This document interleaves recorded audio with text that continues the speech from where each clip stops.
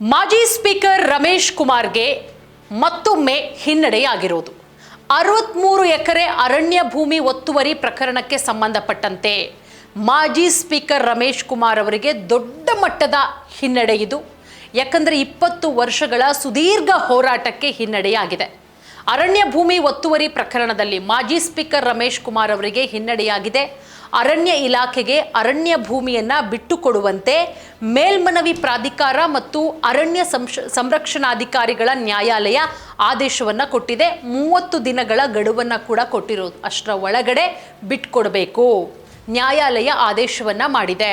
ನೋಡಿ, 2025ರ ಜನವರಿ 15 ಮತ್ತು 16ನೇ ತಾರೀಕು ಕಂದಾಯ ಇಲಾಖೆ ಮತ್ತು ಅರಣ್ಯ ಇಲಾಖೆ ಜಂಟಿ ಸರ್ವೆಯನ್ನ ನಡೆಸಿ ವರದಿಯನ್ನ ಸಲ್ಲಿಕೆ ಮಾಡುತ್ತೆ. ಈ ವರದಿಯ ಸಂಬಂಧ ರಮೇಶ್ ಕುಮಾರ್ ಅವರು ನ್ಯಾಯಾಲಯದಲ್ಲಿ ಮೇಲ್ಮನವಿಯನ್ನ ಕೂಡ ಸಲ್ಲಿಸ್ತಾರೆ.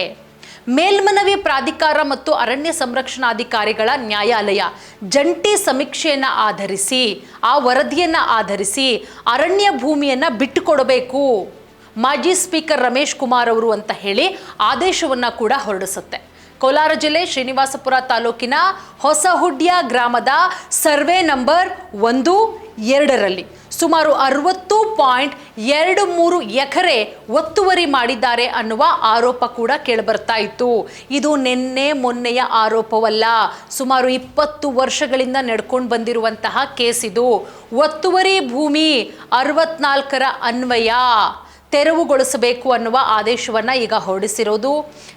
ಇನ್ನು ರಮೇಶ್ ಕುಮಾರ್ ಅವರು ಸಲ್ಲಿಸಿದಂತಹ ಮೇಲ್ಮನವಿಗೆ ಅರ್ಹತೆ ಇಲ್ಲ ಅಂತ ಹೇಳಿ ವಜಾಗೊಳಿಸಿ ಈ ಆದೇಶವನ್ನು ಸ್ವೀಕರಿಸಿದ ದಿನಾಂಕದಿಂದ, ಅವರು ಯಾವಾಗ ಸ್ವೀಕಾರ ಮಾಡ್ತಾರೋ ಆ ದಿನಾಂಕದಿಂದ 30 ದಿನಗಳ ಒಳಗೆ ಮೇಲ್ಮನವಿದಾರರು ಅತಿಕ್ರಮಣ ಮಾಡಲಾದ ಭೂಮಿಯನ್ನು ಬಿಟ್ಕೊಡ್ಬೇಕು ಅನ್ನುವ ಆದೇಶವನ್ನು ಹೊರಡಿಸಲಾಗಿದೆ. ಮತ್ತೆ ಶಾಂತಿಯುತವಾಗಿ ಹಸ್ತಾಂತರ ಮಾಡಬೇಕು. ಇಲ್ಲಿ ಯಾವುದೇ ರೀತಿ ಜಗಳ ಮಾಡುವುದು, ತಂಟೆ ತಕರಾರು ಮಾಡೋದು ಯಾವುದನ್ನು ಕೂಡ ಮಾಡಂಗಿಲ್ಲ. ಶಾಂತಿಯುತವಾಗಿ ಆ ಜಮೀನನ್ನ ಹಸ್ತಾಂತರ ಮಾಡಬೇಕು ಅಂತ ಹೇಳಿ ನಿರ್ದೇಶನ ಕೂಡ ಮಾಡಲಾಗಿದೆ. ನಿಗದಿತ ಅವಧಿಯೊಳಗೆ ಆದೇಶ ಪಾಲಿಸಲು ಏನಾದರೂ ರಮೇಶ್ ಕುಮಾರ್ ಅವರು ವಿಫಲರಾದರೆ ಕೋಲಾರದ ಉಪ ಅರಣ್ಯ ಸಂರಕ್ಷಣಾಧಿಕಾರಿಗಳು ಅತಿಕ್ರಮಣವನ್ನು ತೆರವುಗೊಳಿಸಬೇಕು. ಅಂದರೆ 30 ದಿನಗಳ ಕಾಲ ಏನು ಗಡುವನ್ನು ಕೊಟ್ಟಿದ್ದಾರೆ ಆ ಗಡುವಿನ ಒಳಗಡೆ ರಮೇಶ್ ಕುಮಾರ್ ಅವರು ಅದನ್ನು ಬಿಟ್ಕೊಡ್ಬೇಕು. ಇಲ್ಲ ಅಂತ ಹೇಳಿದ್ರೆ ಹೋಗಿ ಅರಣ್ಯಾಧಿಕಾರಿಗಳೇ ಒತ್ತುವರಿ ಮಾಡ್ಕೋಬಹುದು. ಮಾಜಿ ಸ್ಪೀಕರ್ ರಮೇಶ್ ಕುಮಾರ್ ಅವರು ಕೋಲಾರ ಜಿಲ್ಲೆಯ ಶ್ರೀನಿವಾಸಪುರ ತಾಲೂಕಿನ ಹೊಸಹುಡ್ಯ ಗ್ರಾಮದಲ್ಲಿ 60 ಎಕರೆಗೂ ಹೆಚ್ಚು ಅರಣ್ಯ ಭೂಮಿಯನ್ನು ಒತ್ತುವರಿ ಮಾಡಿಕೊಂಡಿರುವುದು ಸಾಬೀತಾಗಿದೆ. ಜಂಟಿ ಸರ್ವೆ ವರದಿಯ ನಂತರ ಅರಣ್ಯ ಸಂರಕ್ಷಣಾಧಿಕಾರಿಗಳ ನ್ಯಾಯಾಲಯ 30 ದಿನಗಳ ಒಳಗೆ ಈ ಭೂಮಿಯನ್ನು ವಾಪಸ್ ಮಾಡಬೇಕು ಅನ್ನೋದು ಆದೇಶ ಕೂಡ ಕೊಟ್ಟಿತ್ತು. ರಮೇಶ್ ಕುಮಾರ್ ಅವರ ಮೇಲ್ಮನವಿಯನ್ನು ವಜಾಗೊಳಿಸುವ ಮೂಲಕ ಅವರಿಗೆ ದೊಡ್ಡ ಮಟ್ಟದಲ್ಲಿ ಹಿನ್ನಡೆಯಾಗಿದೆ ಅಂತಲೇ ಹೇಳ್ಬೋದು. ಒಟ್ಟಾರೆ 30 ದಿನಗಳ ಗಡುವನ್ನು ಕೊಡಲಾಗಿದೆ. ನೋಡೋಣ, 30 ದಿನಗಳಲ್ಲಿ ಅವರಾಗೆ ಶಾಂತಿಯುತವಾಗಿ ಬಿಟ್ಕೊಟ್ರೆ ಒಳ್ಳೆಯದು, ಯಾವುದೇ ರೀತಿಯ ತಂಟೆ ತಕರಾರುಗಳನ್ನು ಮಾಡ್ದಲೇನೆ.